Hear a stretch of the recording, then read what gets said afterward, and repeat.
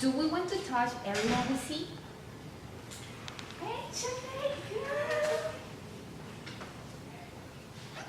A classic study by psychologist Hardy Harlow suggests how important is the haptic communication that helps us to interact with each other to accomplish our goals.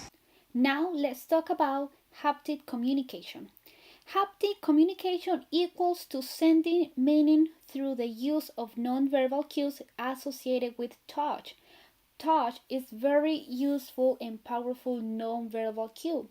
This depends on the kind of relationship we are thinking about and what your goals are for that relationship. We expect touching from a girlfriend, boyfriend, a close friend, even a family member, but not from our supervisor or manager or any other coworker that we don't really have that connection or relationship. In this chapter, we're not only going to focus on the nonverbal communication like touching, also we're going to talk about what is social networking.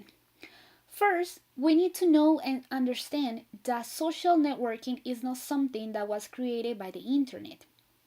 But internet allowed us to step at our social networking with potentially very positive and negative outcomes.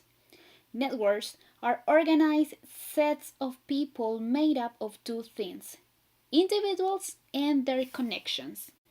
If we are going to talk about social network, we also need to mention its structures.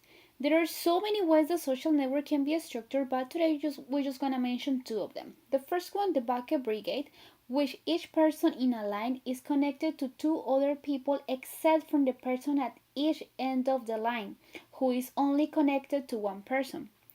The other hand, telephone tree, where each person will be responsible for contacting two or some other number of people except those at the end of the tree. Just to give you like a FYI, even though those structures are very useful, they also have their issues. For example, the bucket brigade, if a line drops or moves slowly, it slows the progress of the entire network.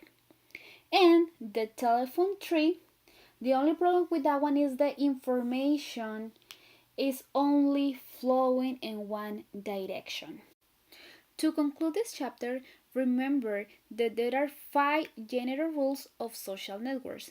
First, we shape our networks to a large extent. We have the right to choose what groups we want to be part of, and we also choose how many connections to have. Second, our network shape us. Third, our friends affect us. The people you are associated with have a big impact on your life. Fourth, our friends affect us. People you may not even know may have some impact in your life. And last but not least, the network has a life of its own. Networks have emergent properties. That is, networks tend to shrink, grow, and change based on how they are being used. Thank you for being with me in this chapter, and please don't forget to subscribe.